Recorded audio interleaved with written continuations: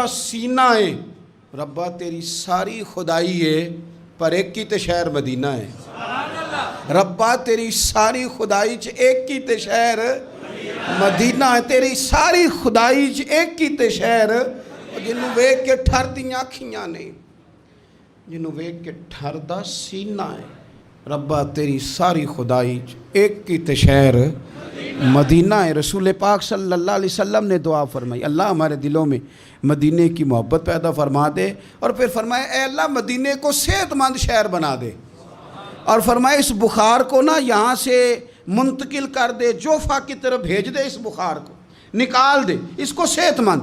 یہ کچھ دن پہلے نا عالمی ادارہ صحت نے رپورٹ جاری کی کہ عالمی ادارہ صحت نے دنیا کے سارے شہروں میں صحت کے لحاظ سے سب سے زیادہ بہترین شہر رسول ہے مدینہ منورہ ہے مدینہ منورہ ہے۔ ہم عالمی ادارہ صحت والوں سے کہتے ہیں تم رپورٹ نہ بھی نہ جاری کرتے تم نے تو آج رپورٹ جاری کی ہے نا تو یہ رپورٹ تو فرشتوں نے پہلے بنا لی تھی اس لیے کہ حضور نے دعا کی تھی اللہ مدینے کو صحت والا شہر بنا دے۔ وہاں تو بڑے بڑے بیمار جا کے ٹھیک ہو جاتے ہیں بڑے بڑے کمزور جا کے تندرست ہو جاتے ہیں بڑے بڑے بوڑھے جا کے لگتا ہے توانا ہو گئے وہ تو شہر ہے کیا باتیں ہیں اس شہر کی۔ تو اس کی محبت کے لیے نبی پاک صلی اللہ تعالیٰ علیہ وسلم نے دعا فرمائی محبت کے لیے بھی دعا فرمائی اور یہ حدیث مسلم شریف میں ہے راوی حضرت سیدنا ابو ہریرہ رضی اللہ تعالیٰ عنہ ہے فرماتے مدینہ منورہ میں کوئی پھل پکتا نا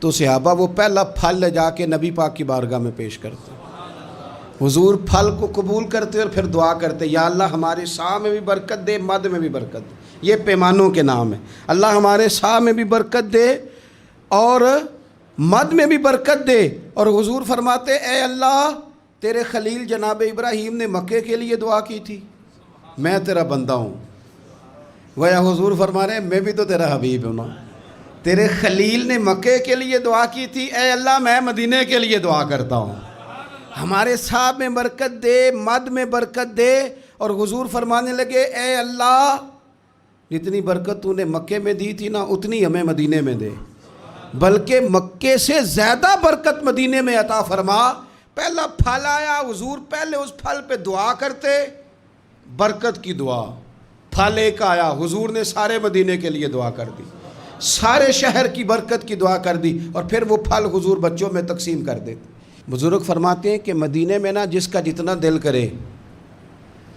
کیونکہ حضور نے دعا کی ہے نا حضرت ابراہیم نے مکے کے لیے کی تھی نبی پاک نے مدینے کے لیے کی فرماتے ہیں جس کا دل کرے تجربہ کر لے طے کر کے 2 بندوں کی روٹی پکائے مکے میں بھی مدینے میں بھی طے کر کے پکائے کہ صرف 2 کی ہے یعنی روٹیاں نہیں بے شک پیڑے بھی گن لے طے کر کے سالن پکائے کہ 2 کھائیں زیادہ نہ کھائیں لیکن حضور کی دعا ہے جناب خلیل علیہ السلام کی دعا ہے فرماتے ہیں تو طے کر کے پکا 2 کا کھانا 3 کو پورا آئے گا 3 کا کھانا 5 کھائیں گے 5 کا کھانا 7 کھائیں گے اور اگر تیری سمجھ میں نہ آئے تو پھر زیادہ تجربہ کرنا چھوڑ دے سمجھ لے کہ وہاں خلیل کی دعا ہے یہاں حبیب کی دعا ہے یہاں دعا ہے یہ ہے ارض جنت یہ طیبہ کی زمین ہے جنت بھی یہیں کیونکہ مالک جنت بھی یہیں ہے تو نبی پاک صلی اللہ علیہ وسلم نے نا مدینہ شہر کی برکت کے لیے دعا فرمائی حضور نے دعا فرمائی اور پھر حضور فرمانے لگے حضرت ابراہیم نے مکے کو حرم بنایا تھا میں نے مدینے کو حرم بنایا فرمایا مدینہ منورہ کے گوشوں میں خون نہیں بہایا جائے گا ہتھیار نہیں اٹھائے جائیں گے اس کو میں نے حرم بنایا اس کے درخت نہیں کاٹے جائیں گے یہی وجہ تھی حضور نے مدینے کو حرمت والا بنایا نا یہ وجہ تھی جناب عثمان غنی رضی اللہ تعالیٰ عنہ کو مظلومانہ شہید کر دیا گیا لوگوں نے آ کے کہا یہ چند 100 تو بلوائی ہیں ہمیں اجازت دیں ہم ان کے سر کاٹ دیں گے پر حضرت عثمان غنی رضی اللہ تعالیٰ عنہ فرمانے لگے میں وہ دمبا نہیں بننا چاہتا جس کی وجہ سے مدینے کی گلیوں میں خون بہہ جائے یہ حضور کا شہر ہے اسے حضور نے حرمت والا بنایا جان دے دی پر مدینے کی حرمت پر حرف نہیں آنے دیا یہ عقیدت کا انداز صحابہ کا مدینے کے ساتھ مدینہ طیبہ میں ایک تو اس کی محبت کے لیے حضور نے دعا کی مدینے کو صحت مند کرنے کے لیے حضور نے دعا کی. پھر نبی پاک صلی اللہ تعالیٰ علیہ وآلہ وسلم نے مدینے کے پھلوں میں برکت کی دعا کی. اور پھر رسول پاک صلی اللہ تعالیٰ علیہ وسلم فرمانے لگے دجال پوری دنیا میں آئے گا، ڈرائے گا. ہمیں حدیثوں میں ملتا ہے، روایتوں میں ملتا ہے، تفسیروں میں ملتا ہے کہ دجال پوری دنیا میں آئے گا، لوگوں کو ڈرائے گا، رعب ڈالے گا. حضور فرماتے ہیں لوگوں سن لو، نہ میرے مدینے میں دجال داخل ہو سکتا ہے، نہ طاعون کا مرض داخل ہو سکتا ہے. کون روکے گا؟ حضور فرماتے ہیں رب نے فرشتوں کی ڈیوٹی لگا دیا جو میرے مدینے میں پہرا دیتے ہیں. مدینے میں پہرا ہے فرشتوں کا. دجال بھی کبھی مدینے میں داخل نہیں ہو سکتا. دجال نہیں مدینے میں، مدینے میں تو جو بھی جاتے ہیں عاشق ہی جاتے ہیں، محبت کرنے والے جاتے ہیں، پیار کا. حضور نے فرمایا دجال اور طاعون میرے شہر میں، یہ تو صحت والا شہر ہے، یہ تو کرم والا شہر ہے، یہ تو عطا والا شہر ہے. حضور سید عالم صلی اللہ تعالیٰ علیہ وآلہ وسلم کا شہر نور مدینہ طیبہ، مدینہ منورہ. اچھا پھر ایک اور بات، رسول کریم صلی اللہ تعالیٰ علیہ وسلم چاہتے ہیں کہ لوگ نا مدینے میں رہیں. پابندی تو نہیں لگائی، مجبور تو نہیں کیا. ایک بات عرض کروں، ایک ہوتا ہے حکم، ایک ہوتی ہے مرضی. ان میں فرق ہوتا ہے. ایک ہوتی ہے مشیت، ایک ہوتی ہے رضا. ان میں فرق ہوتا ہے. مرید نے آ کے کہا پیر صاحب سے، شاگرد نے آ کے کہا پیر صاحب نے حضرت صاحب اجازت ہے، تو پیر صاحب نے کہا ٹھیک ہے جاؤ اجازت ہے. تو بعد میں کسی نے کہا یار تیرے ساتھ تو پیار کرتے ہیں تو اتنی جلدی واپس کیوں آ گیا؟ تو کہتا میں پوچھ کے آیا ہوں. تو یہ جو تو نے پوچھا نا یہ حکم ہے. تو نے حکم تو پوچھا، مرضی بھی تو پوچھنی چاہیے تھی نا. مرضی تو یہ تھی کہ تو کبھی ٹھہر جاتا نا تھوڑا. وہ چیزیں نا کوئی مرضی والے بھی، پابندی نہیں لگائی کریم محبوب نے کہ ضرور مدینے میں رہو. لیکن حضور کی رضا کیا ہے بھلا؟ نبی پاک کی مرضی کیا ہے؟ حضرت سفیان بن ابی زہیر رضی اللہ تعالیٰ عنہ ارشاد فرماتے ہیں کہ نبی پاک صلی اللہ تعالیٰ علیہ وسلم نے فرمایا ان قریب حضور فرمانے لگے یمن فتح ہوگا. کچھ لوگ اپنے بال بچے لیں گے، خادم لیں گے، سواریاں لیں گے اور یمن چلے جائیں گے. والمدینۃ خیر لہم لو کانوا یعلمون. حضور فرماتے ہیں ان کے لیے مدینہ ہی بہتر تھا، کاش وہ سمجھ جاتے. پھر حضور فرماتے ہیں کچھ عرصے میں نا ملک شام فتح ہوگا. آپ نے بات کو سمجھنا ہے. پہلے فرمایا یمن فتح ہوگا، لوگ وہاں چلے جائیں گے، پابندی نہیں لگائی. پھر فرمایا ایک وقت آئے گا، یہ بھی حضور غیب کی خبر دے رہے ہیں چونکہ ان میں سے کچھ علاقے تو حضور کے وصال ظاہری کے بعد فتح ہوئے. فرمایا شام فتح ہوگا، کچھ لوگ اپنے خادم لیں گے، اولاد لیں گے، سواریاں لیں گے، شام چلے جائیں گے. فرمایا والمدینۃ خیر لہم لو کانوا یعلمون. اور مدینہ ہی ان کے لیے بہتر تھا، کاش وہ سمجھتے. یہ حدیث نا میں نے مدینہ منورہ کے کئی ہوٹلوں کے دروازوں پر بھی لکھی ہوئی دیکھی ہے. حضور صلی اللہ علیہ وسلم فرمانے لگے عراق فتح ہوگا. کچھ لوگ نا ہجرت کر جائیں گے، منع نہیں بھائی، سوسائٹیاں آباد ہوتی ہیں تو لوگ چلے جاتے ہیں نا. کہیں کاروبار میں لوگ سیٹ ہو جائیں تو اس شہر ہجرت کر جاتے ہیں نا، منع کوئی نہیں. پر سونے کی رضا تو سمجھو نا. یہ بات کس کی ہو رہی ہے؟ یہ مدینے کی بات ہو رہی ہے. راتیں بھی مدینے کی، باتیں بھی مدینے کی. جینے میں یہ جینا ہے. او یارو کیا بات ہے جینے کی. حضور فرمانے لگے پھر عراق فتح ہوگا. لوگ اپنا بال بچہ اٹھائیں گے، اپنے خادم اٹھائیں گے، سواری پہ بیٹھیں گے، وہاں چلے جائیں گے. والمدینۃ خیر لہم لو کانوا یعلمون. حضور فرماتے ہیں مدینہ ہی بہتر تھا. منع نہیں کر رہے حضور، اس کو دین نے ناجائز نہیں کیا. فرمایا مدینہ ہی بہتر تھا لو کانوا یعلمون، کاش وہ جانتے. حضور نے تو 3 شہروں کا نام لیا تھا نا، لوگ یمن چلے جائیں گے، شام چلے جائیں گے. 3 ملکوں کا نام لیا، عراق چلے جائیں گے. تو امام مالک فرماتے ہیں حضور نے 3 کا نام لیا، میں مسئلہ سمجھ گیا ہوں. اگر کسی نے ادب سے رہنا ہے، پیار سے رہنا ہے، پریم میں رہنا ہے، صحت مند رہنا ہے، امن سے رہنا ہے، ٹھنڈے دل سے رہنا ہے، تو سارے شہروں سے مدینہ ہی بہتر ہے. مدینہ ہی بہتر ہے. یہ ہے ارض جنت، یہ طیبہ کی زمین ہے. جنت بھی یہیں، کیونکہ مالک جنت بھی یہیں ہے. رسول پاک صلی اللہ علیہ وسلم نے نا ادھر دیکھو، پہلے مدینے کی محبت کی دعا فرمائی، پھر فرمایا مدینہ صحت والا شہر اللہ بنا دے، پھر مدینے کے رزق میں برکت کی دعا کی، پھر فرمایا مدینہ ہی تمہارے لیے بہتر ہے۔ سارے بندوبست کیے مدینے میں آنے والوں کے لیے، سارا انتظام کیا، سارا کچھ کیا۔ ہر مہمان کے بارے میں بندے کا رویہ ایک طرح کا نہیں ہوتا۔ کچھ مہمان آتے ہیں، رہتے ہیں، چلے جاتے ہیں، لیکن کچھ مہمانوں سے پیار ہوتا ہے۔ میرا محسن آیا ہے میرے گھر رہنے، خواجہ غلام فرید صاحب نے بھی کہا تھا نا، انشاءاللہ وہ ماہی رات رہ پاؤ، مہربانی کرنا ذرا آ جا، لیکن کہنے لگے زور میرا کوئی نہیں، تیرے ذمے نہیں، میں آپ لائیے، کوئی تیری ڈیوٹی تو نہیں کہ تو رہے، چونکہ غلامی کا دعویٰ تو میں نے کیا ہے، پر اگر رہ جائے تو بڑی بات ہے نا۔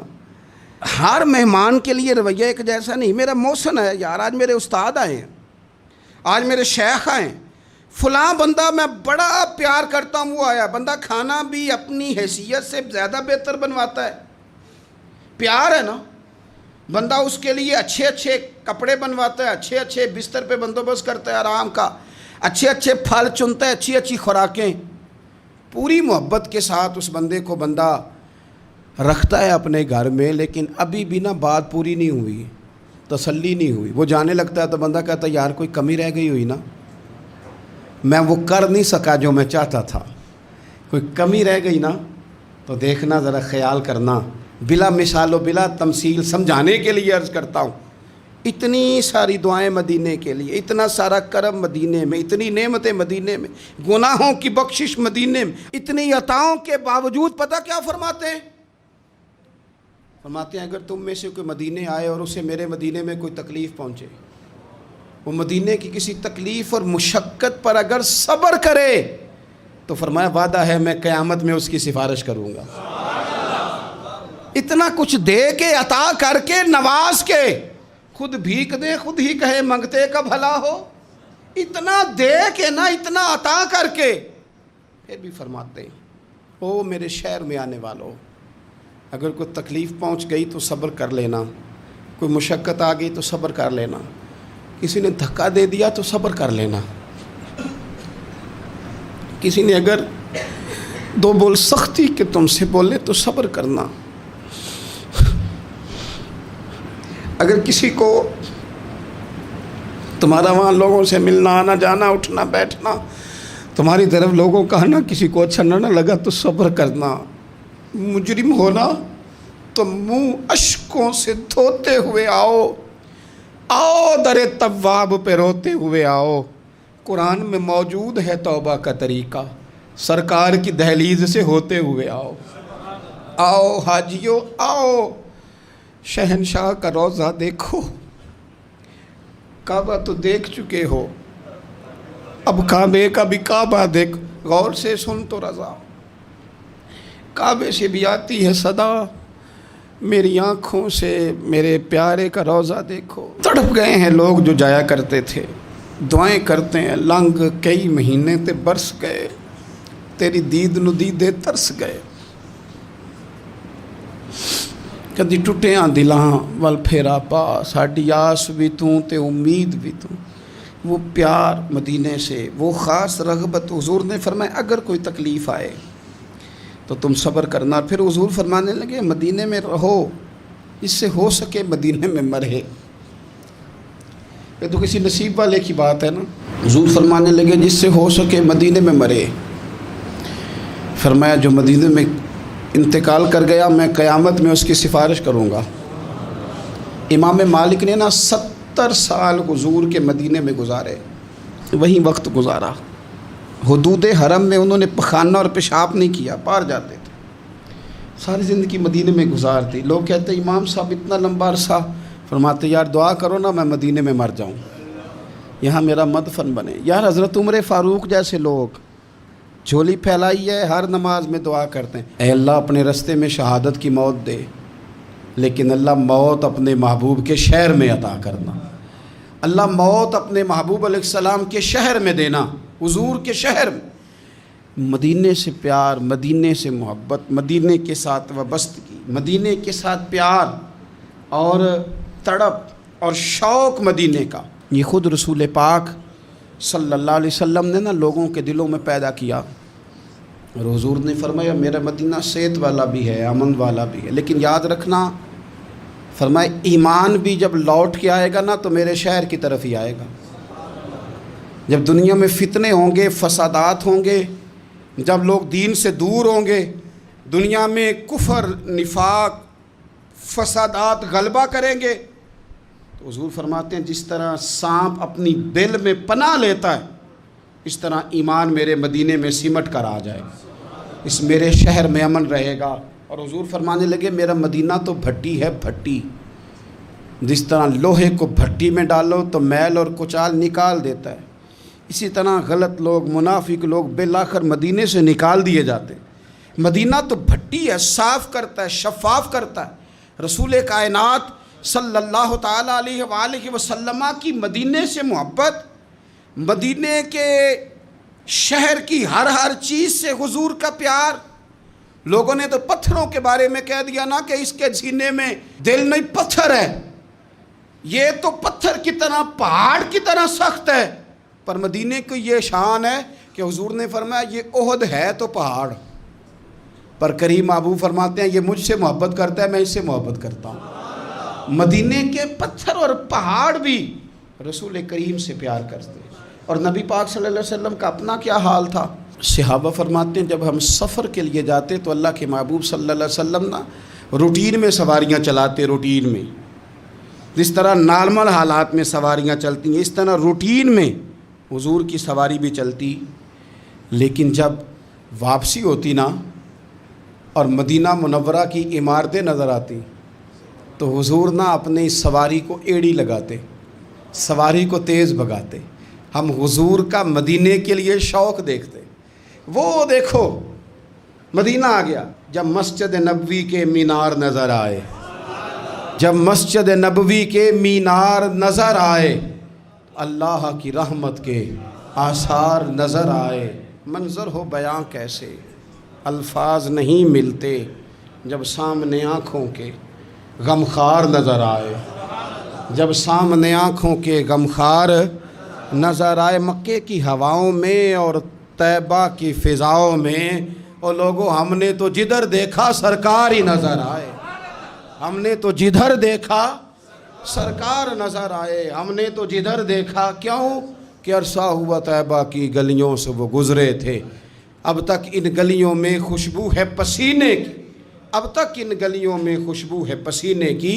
رسول پاک صلی اللہ تعالیٰ علیہ وسلم فرماتے ہیں اللہ تبارک و تعالیٰ نے نا میرے مدینے کا نام طابہ رکھا ہے۔ طابہ کا معنی کیا ہے؟ پاک، صاف اور خوشبو والی جگہ۔ مدینے میں جائیں نا تو ویسے دل ٹھنڈا ہے، مدینے میں جائیں تو پتہ نہیں کہاں کہاں سے خوشبو آتی، مدینے میں جائیں تو فضائی نہیں، مدینے کے رہنے والے بھی با اخلاق دکھائی دیتے، پیار والے دکھائی دیتے۔ میں چھوٹا سا دین کا خادم ہوں نا، تو کچھ لوگ ذرا پہچانتے ہیں جلدی۔ وہ ایک نابینا شاعر تھے اقبال عظیم، تو انہوں نے کہا تھا کہ اللہ اکبر، میں لب کشا نہیں ہوں پر محو التجا ہوں۔ یہ حضور کا شعر ہے نا، امن والا ہے، خوشبو والا ہے، ٹھنڈا ہے۔ کہتے میں بولتا نہیں پر میں التجا ضرور کر رہا ہوں، بغیر بولے دل سے، آنکھوں سے دعائیں کرتا ہوں۔ میں لب کشا نہیں ہوں پر محو التجا ہوں، چونکہ میں محفل حرم کے آداب جانتا ہوں، کیونکہ میں محفل حرم کے آداب جانتا ہوں۔ اور کہنے لگے طیبہ کے سارے خادم پہچانتے ہیں مجھ کو، اور لوگوں مجھ کو خبر نہیں تھی میں اس قدر بڑا ہوں، مجھ کو تو خبر نہیں تھی میں اس قدر۔ چلے جاتے ہیں جنہوں ویکھ کے ٹھر دیاں اکھیاں نے